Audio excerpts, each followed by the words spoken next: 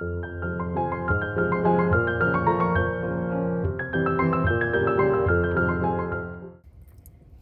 and I just arrived to the Kiwanis Flea Market in Newington. It's been closed for the summer, so this is the first day it opens of the fall. So we can't wait to go in and see what they have.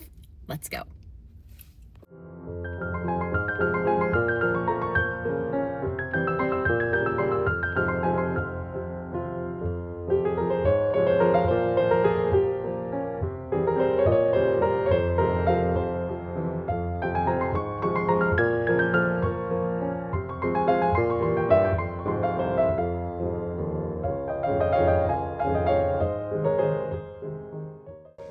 There are some cute things on this table, like this Delft cow. It's so cute. It's a little creamer. $7 is too much to pick it up to resell, but it's fun to see it. This pig is adorable for $15. It looks like it's got a Polish pottery type pattern on it. Very cute. Of course, I have to check out this little cat figurine. It is so sweet. $5 for this, no back stamp. I really like it. That duck is sweet in the corner as well. Eric is checking out these boots. He has a pair exactly like them, but his pair has a very ripped up lining, and he's thinking maybe he can repurpose the lining on these to put into his other boots. Well, the first purchase of the day has officially been made, and it was by Eric. He's really pleased with his purchase. This is a really interesting tool. It's got a great old-fashioned look to it. It's so sculptural, isn't it? It looks like it's in working order, but I couldn't say for sure. This is such a beautiful picture. It's like something out of a tropical island somewhere. I wish I were in a tropical island right now. How about you? This is really cute little Birth of Venus trinket dish or trinket box.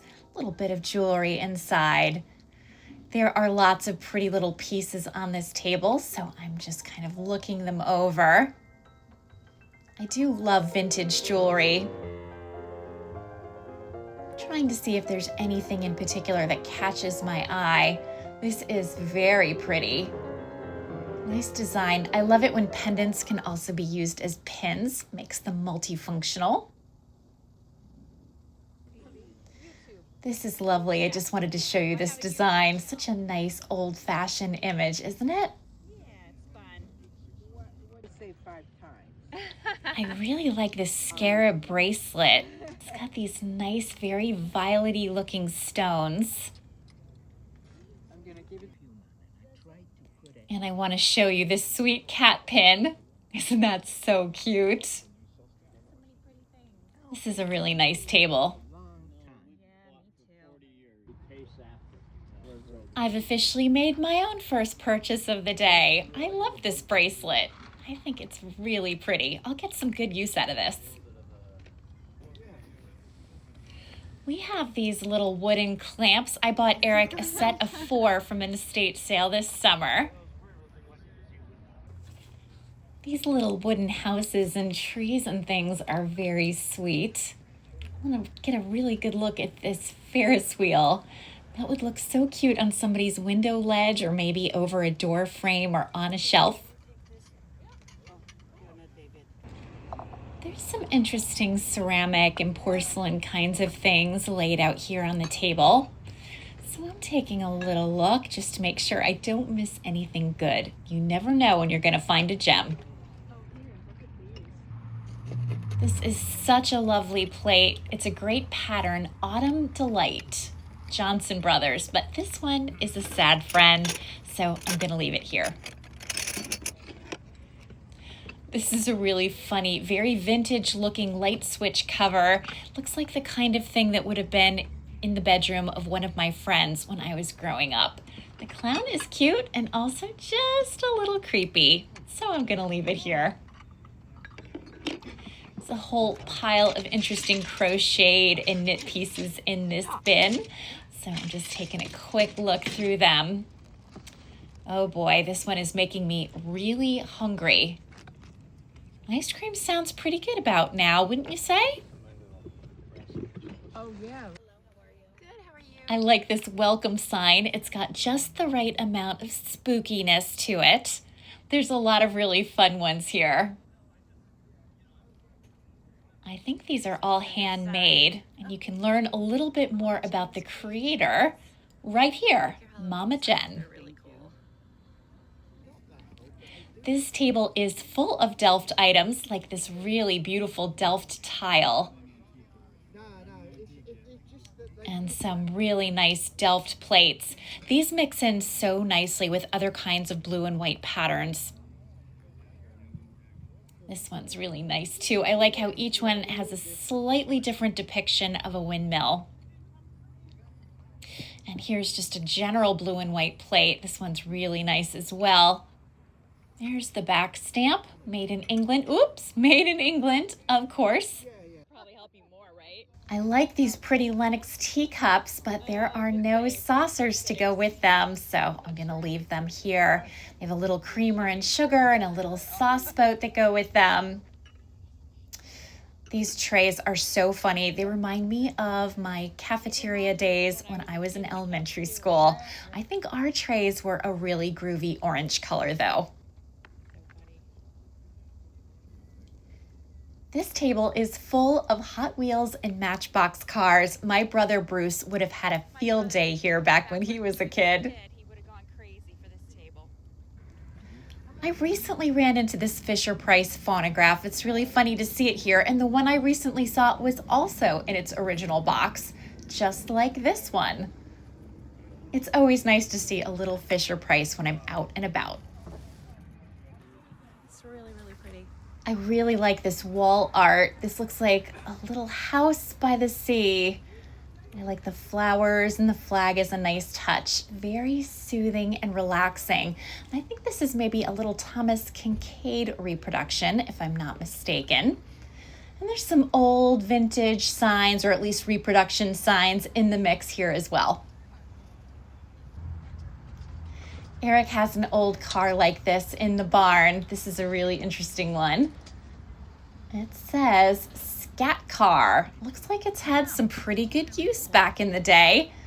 I bet there was a kid somewhere who enjoyed this very much. It's nice to see a Russian samovar. I think that's how you say this. I did a little history on Russian samovars not that long ago. I never knew what they were until I came across one and decided to learn more about it. It's one of the things I love about checking out old stuff. Here's a blast from the past. I had one of these Etch-a-Sketches when I was a kid. This one doesn't seem to be working properly, so that's kind of a problem, but it's still fun to see it. Nice Starbucks sign. If I had that sign in my house, I would just want coffee more than I already do. Here's another sweet little scene by the water. This reminds me a little bit of Newburyport. I love the flowers in the flower boxes. It's very charming. And this is an interesting microscope or something, and it looks like it's in its original box or crate. And there's some smaller accessory pieces that go with it as well. So kind of an interesting piece and not the sort of thing that you see every day. I'm admiring this tin. How are you? It has such an interesting look. I like the sides on this especially, and I like that there's a different image on either side. I really like these kinds of tin pieces, but they often have damage and you can see some wear around the paint. Certainly nothing that you couldn't live with if you wanted to. But this one's too big for my kitchen shelves, so I'm gonna leave it here. A little bit of shade is a good thing. These little vases are so adorable. It was made in Japan. It's really cute, and there's a pair of them. both depicting different wild cats, or maybe I should say wild kittens. Only $5 for the pair. I think they're very cute. And here is a little container. I don't know, maybe a little perfume container. This is Lennox. I'm familiar with this pattern. It's such a lovely pattern. And I like these frogs as well. They look very pensive, or maybe a little bored. It's hard to know which. If I were in need of a really unique side table somewhere in my house, I would pick this up in a second. It's only $10. It's a little vintage desk. It has such great patina. And then you could store things inside, just as a child would have put their books back in the day. It really is cute. This would look so nice in so many spaces. I don't happen to have room for furniture in my life right now, but if I did, this would be coming home with me. I really like it. I also like this little wicker coffee table. That's really cute as well, and only $20. There's this little towel holder for $10. I like this piece as well. It's like a little cabinet or a chest of drawers. It has some very unusual details, very attention-getting. Again, it's got some good storage. These drawers stick, but a little bit of soap on the rails would help with that quite a bit. And then next to it is this chair that needs a lot of attention and love, but it has so much potential. They're asking $20, but usually at this flea market, people are very inclined to bargain. So great fixer-upper for the right person. The volunteers who are manning the station and taking the entrance fee have these adorable dogs. I see these dogs every time I come here. They're smart because they found nice sunny spots to lounge in. This is such a beautiful bike. It reminds me so much of a bike my father restored for me when I was a kid, and I used to deliver papers on my paper route with it. So we spent a lot of time together, this bike and I. Mine wasn't exactly the same. This is a Schwinn. It's in beautiful condition. I hope it finds the right person because it's a beauty. Well, I'm not in the market for DVDs, but everybody likes to see Golden Girls while they're out and about, and I am a huge fan of The Office. I love the American version and the British version, so fun to see it here. I haven't owned a DVD player in a really long time. How about you? I wish I had a good spot for this picture. It would look nice in my downstairs bathroom, the one we call the Rolling Stones bathroom. It's got just the right colors. This would also look beautiful if somebody had kind of a farmhouse kitchen style. It would make the most beautiful vase.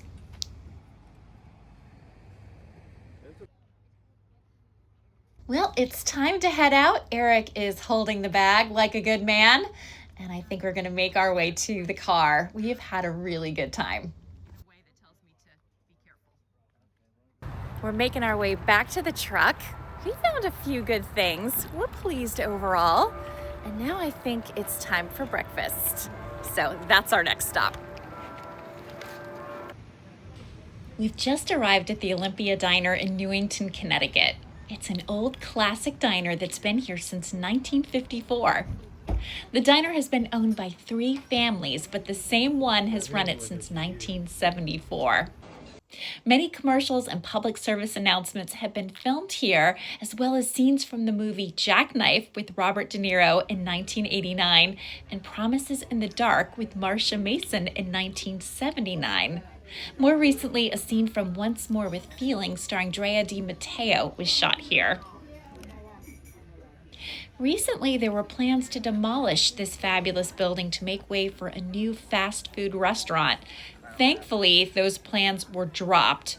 It would be a shame to lose such an iconic local landmark.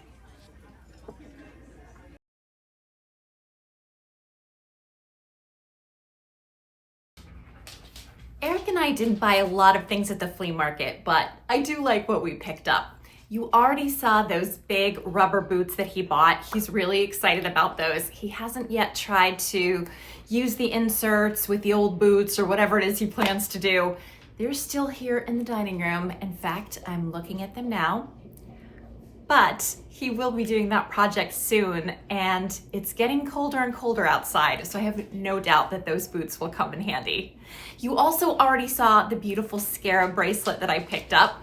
I've worn that a couple of times since then, so that was a good find. Then I bought this really pretty holiday tablecloth. So this is 48 by 48, and I think it's really lovely. So here it is. It's got this great holly berries and leaves pattern, and it's quilted. It's got this kind of scalloped edge. This was made by April Cornell. That's the maker. And I'm gonna put this on the dining room table so you can really see it. Here's a better look at this tablecloth. I think it's a tablecloth.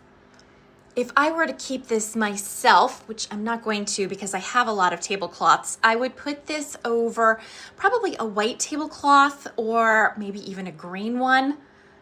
I don't know, what would you do if you were going to use this as part of your dining room tablescape? There's so many choices. There's no question that it's so pretty. I love the quilting on it. I think that makes it look very expensive. I also picked up this very sweet Delft planter. I have carried this before, and I think it's just charming. I love anything with windmills on them, and blue and white is so classic. So this was hand painted, and here's the back stamp. So for somebody who just wants a little touch of blue and white or a little windmill in their life, if they have a small plant, a succulent would look especially nice in this, but anything that is not too, it doesn't need like really deep roots going down into the soil. This is such a pretty little piece. And of course, you don't have to use it as a planter. You can use this for anything you like. But I thought it was charming, so I picked it up. I just put this grouping of Delft items together. The taller pieces, Eric and I actually picked up on a trip to Holland years ago. We went to the Delft factory. It was so much fun. And these were souvenirs of our trip. But I think they really showcase the beautiful planter, which I've used as a candy dish here. And I like the little gold foils that the candies are wrapped in. Just gives a little bit of color to a very pretty vignette.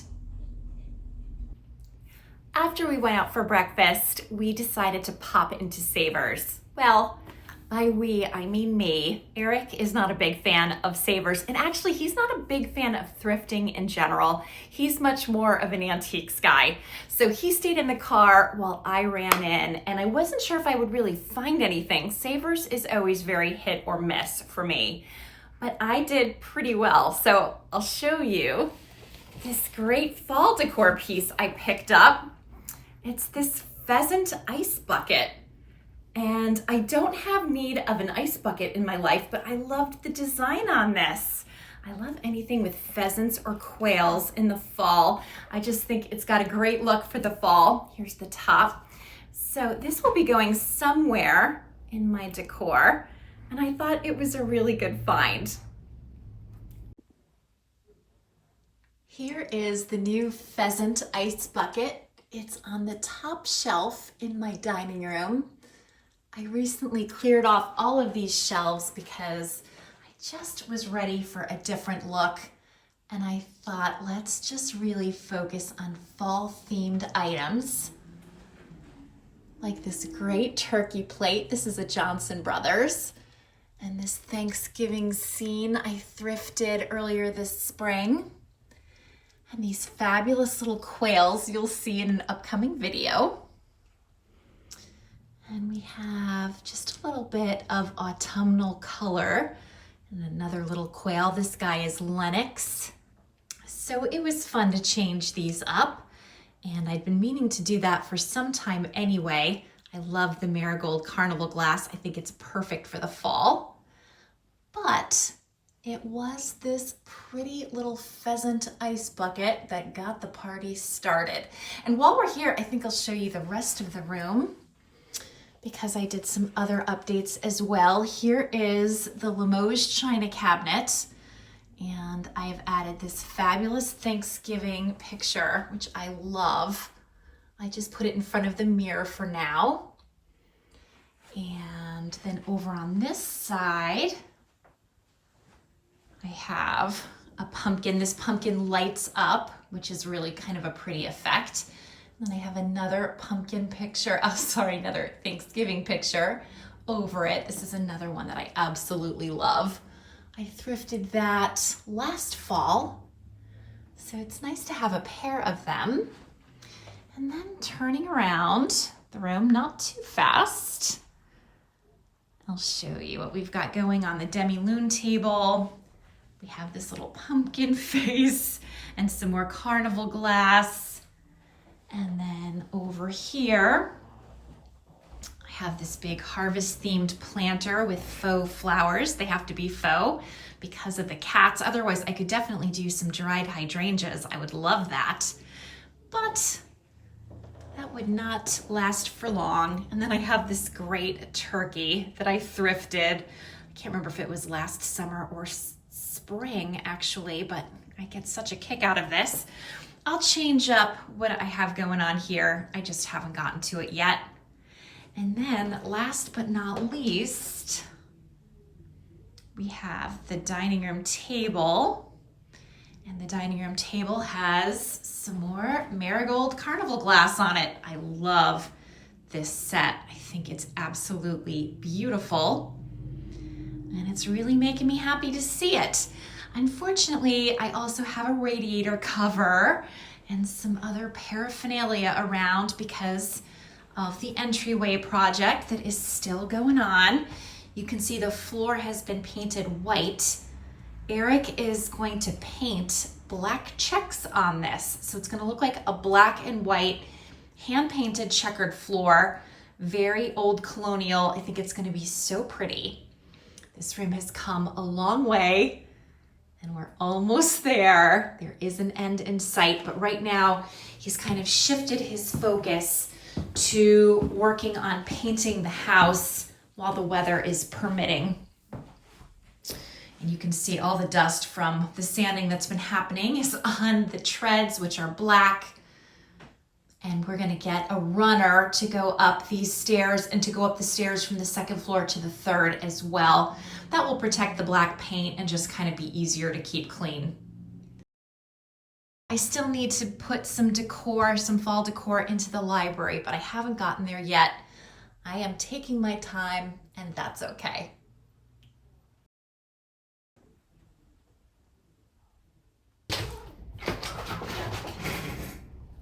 I'm not sure if you heard that, but there's some crazy cat action happening in the background.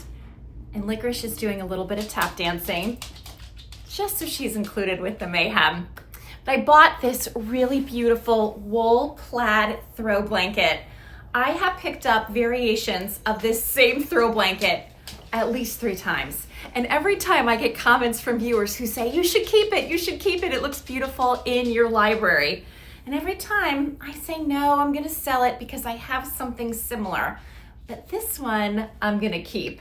It was only $6.49, and unlike the others that I picked up, this one does not have a label anywhere, which makes it just a little bit harder to resell.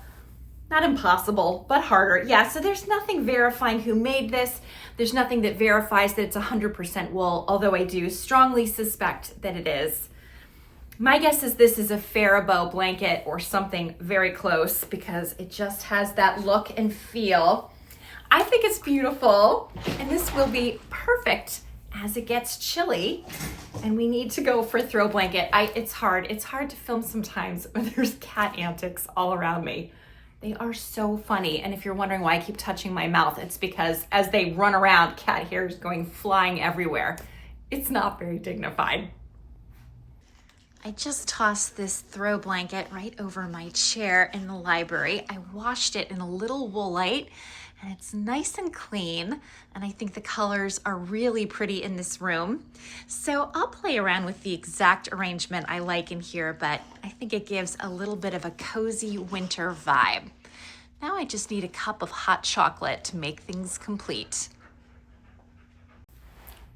Then I found some beautiful throw pillows. I love these. I am wondering if they're handmade. God, I'm sorry. I'm wondering if this is handmade. It's like some kind of applique design. It's got this great border. Here's the back, and then it has a zip enclosure, so you can pull this out, and I guess you could wash it, or you could change the pillow insert if you wanted to. It's really cool. It has the yellow tag that says it's been sterilized, so it's safe to go into somebody's home. So that's the one, and then here is the other one. The other one's even more beautiful, I think, and the other one has a slightly different backing. So my suspicion, just trying to hold these up, my suspicion is that these are handmade. I cannot absolutely prove it, but I have a feeling that that is the case. In any event, here's the back, side to side. You see the backing is different. In any event, they are gorgeous. They're a nice big size, and I'm really excited to put these on my eBay store. I would love to keep them, but they just don't match my house. They might match in the study, but I already have so much stuff in the study. It is a teeny tiny room and it is full to the rafters. So for that reason, I am gonna let these beauties go, and I only hope somebody falls in love with them and incorporates it into their own home design, because these are just the kind of accent pillows that really bring a space to life, don't you think? I just wanted to show you how pretty this throw pillow looks in the study on this yellow chair that used to be my mother's. I think it's really pretty, and the colors are nice in here, but I already have a pillow that I really love in this chair. I'll show it to you before I finish this segment, but I want to switch out this pillow and show you the other one because it's also lovely. And Indy likes it too. Okay. And here's the other pillow. These would also look beautiful on somebody's bed if they had the right colors for it, or it could look beautiful on a sofa. Honestly, I don't know how you would go wrong with something like this. And I'm gonna be very sad to part with it. I'm gonna show you what I usually have on the chair. I usually keep, oops, sorry that my camera is shaking a little. I usually keep this little guy here with the books. I really love this little pillow, this little needlepoint pillow. So I'm not looking to shift it up right now. So these pillows will be on my eBay store, as I said previously. So the last items I want to show you are just some clothing pieces. And I know that's not everybody's cup of tea, but there are only 3 of them. And I know some people are curious about the kinds of things I find when I'm out and about. So I picked up this really lightweight rain jacket. This is nice. It's got pockets. I like how very neutral the color is. It's got pockets all over the place. It's got a little hood. It would be really easy for me to wear a fleece or another warmer layer under this if I wanted to. And Eric and I are headed to Boston the weekend of October 24th. I can't wait.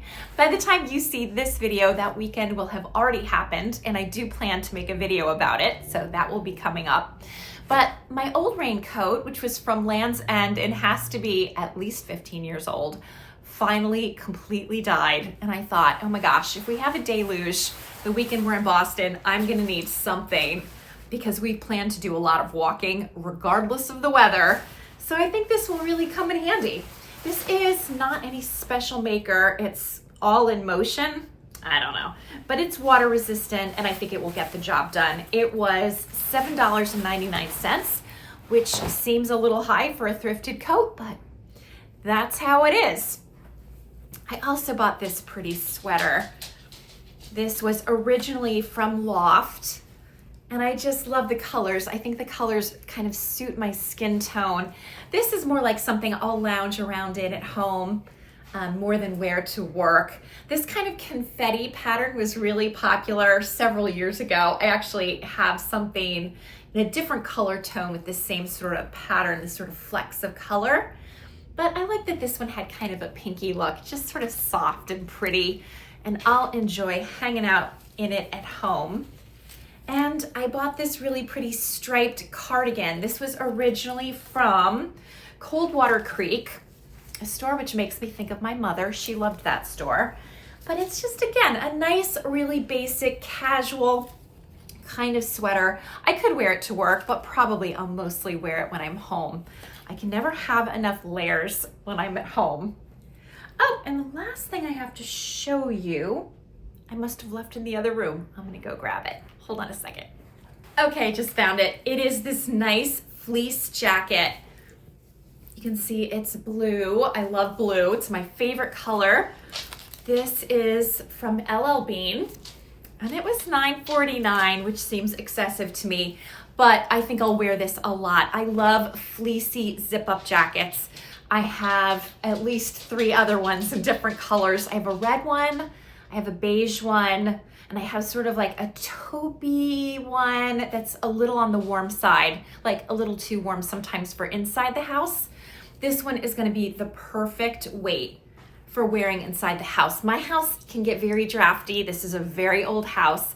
We crank the radiators really hot, but regardless, you know, some rooms are cold, some rooms are hot. You never really know, so it's good to have layers that you can put on and take off. And I don't love to pull things like over my head and my hair gets messy and maybe makeup gets on it. So anything with a zip is really perfect. I'm gonna show you how cute this looks on.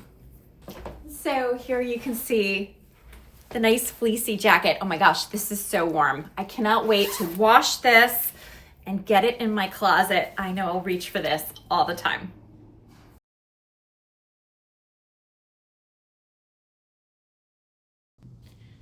I think we've waited long enough for a fur baby appearance, and we're gonna start with Indy, who is snuggled up on the sofa in the library. There is usually a nice fleecy blanket on this sofa cushion, but I had to pull it up so I could wash it. And of course, Indy wanted to make sure his fur got all up in the upholstery before the blanket comes back down. That's how he rolls. I'm in the laundry room right now, which is why it's so loud. Laundry is happening in the background, and I'm trying to take pictures for eBay, but I have little Miss Iris who wants to get in on the action, and she's creating a lot of mayhem. So here she is with her cone, being her cute little self. Iris and Indy went to the vet yesterday and got steroid shots, and she got an antibiotic shot. Her cone's looking yucky. We have 4 different ones that we wash and rotate. So we try to keep this girl clean as well as we can. And she's doing really well. Look at those blue eyes. I've shown you Iris and Indy, but you haven't seen Licorice yet in this video. So here she is. She was just napping and I viciously woke her up, but she doesn't seem too upset with me. She's been hanging out here all day. We're about to get some really yucky weather, so this is a great day to lounge around on the bed and be comfy and cozy, just like my girl here. And not far, we have another little friend. We have Miss Iris Conehead taking a little nap. There's her sweet little face. I won't disturb her further because she does look very comfy, doesn't she? Comfy minus the cone, maybe.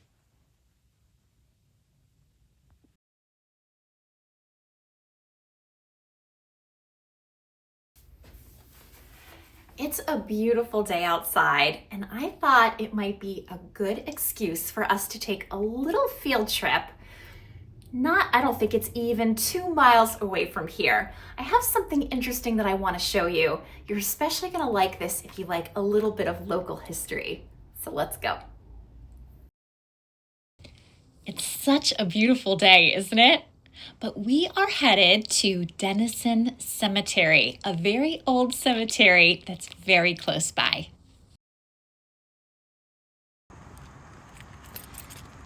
There's no official parking for this cemetery, at least not that I'm aware of. So I've just parked down the street a little bit. Let's see if I can find what I'm here to show you. And this is one of the monuments I wanted to show you. You can see it's made of brown stone, and it says Freedom Hart died March, I think 28th, 1862, age 65. Eunice, his wife, died August, I can't read that, but 1823, age 28. Harriet, his second wife, died July 1863, age 62. And there's the name. So Freedom Hart and his wives were the second owners of our house. So it's really interesting to be able to trace that history right back to this really beautiful cemetery. Let me show you. It's full of old stones.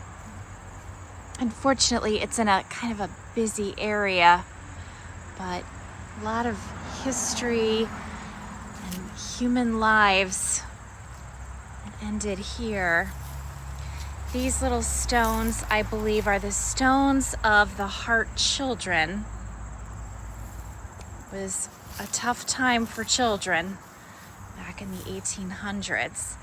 And I know that his first wife died giving birth to one of their children, which is so sad, and why he remarried. But there's an even older stone here somewhere, if I can find it. It's such a beautiful day to be here. I'm wondering what the oldest stone is. I probably will not have an answer to that question while I'm here, because a lot of these stones are so worn away. You can't really make out a lot of details anymore. Sometimes you can't see even the names, which is such a shame. But it's still interesting to look. And it's interesting too when you see repairs on some of these stones. I'll show you one right now. You can see these stones have been repaired because back in the day they made these they were much thinner than the stones we see today. You can see there's not much by way of thickness, and New England weather can be so extreme that these are often prone to just cracking. This one's kind of leaned in at this point. And here's another repaired stone. It's nice to know that somebody cared enough to keep these up. It's really sad when you go to an old graveyard like this and see a lot of broken stones on the ground. Look at this one. This must have been placed at a time when this tree was much smaller. Now the tree's like kind of growing up into it. Gives you a real sense of how long that's been here, doesn't it? Oh, and here's a broken one on the ground. Oh, and it's such a beautiful stone too. Wow, this person died in 1793. That's amazing. Oh my gosh, what a shame that that broke. And look how beautiful it is in the top. I wonder if a caretaker will come along and repair this. I hope so.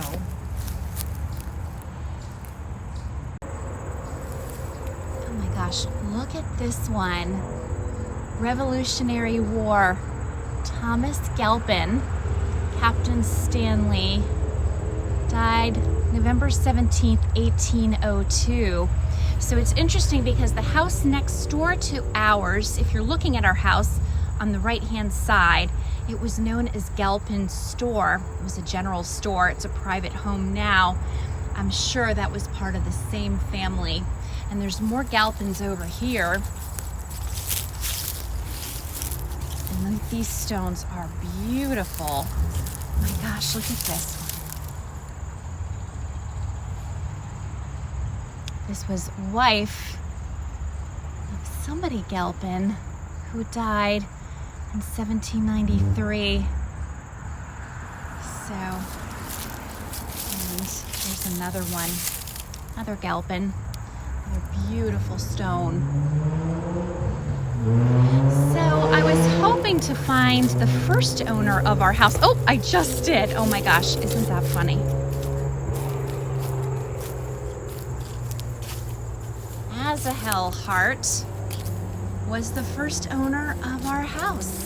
He built our house. So he was born May 6th, 1764, died September 9th, 1821. Abigail, his wife, was born January 10th, 1769, died September 9th, 1845. And they were the parents of Freedom, who is commemorated with this large monument in the back. So I thought you might find that interesting, that little bit of history between our house and the first owner, actually the builder of that house, right here.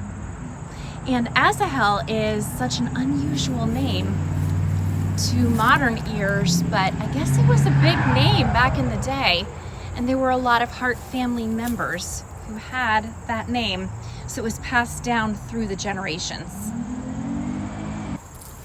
But anyway, I thought you might find it interesting. I hope you did. As we head out, let's just look at this unbelievably ornate fence over here. It's like a little surrounded plot.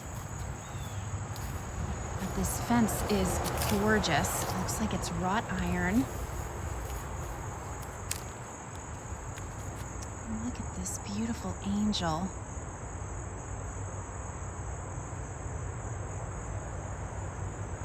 It's really lovely. It looks like this person was a veteran,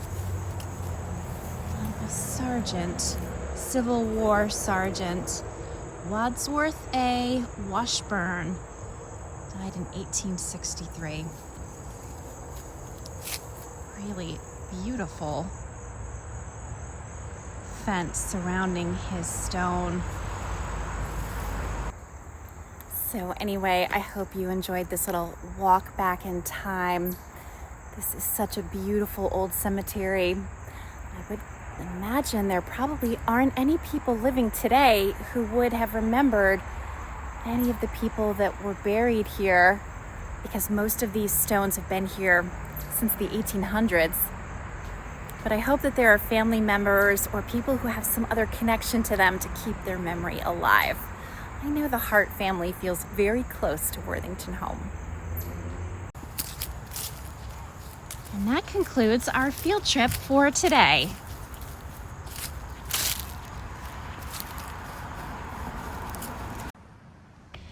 We just got home and I thought I would show you how beautiful the front of the house is looking now that it's all painted.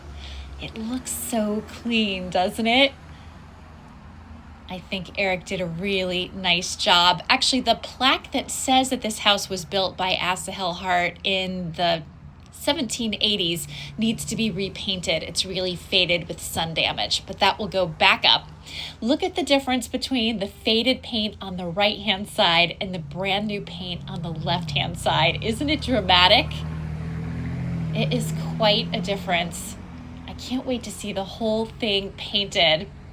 Eric's not going to do too much painting today because we're supposed to get a rainstorm for the next couple of days, but he's made good progress, I think. And here's the side that he's been working on next. He's still in the process of repairing some damaged clapboards. He's done a little bit of priming in some key areas. I promise you the house won't stay striped. Not a good look. And look who's in the window. Oh, she just popped out. Miss Iris. I hope you enjoyed this video. If you did, please hit like and subscribe if you haven't already. Consider sharing it with a friend if you know somebody who might enjoy it. Have a wonderful day, and I'll look forward to seeing you next week. Bye for now.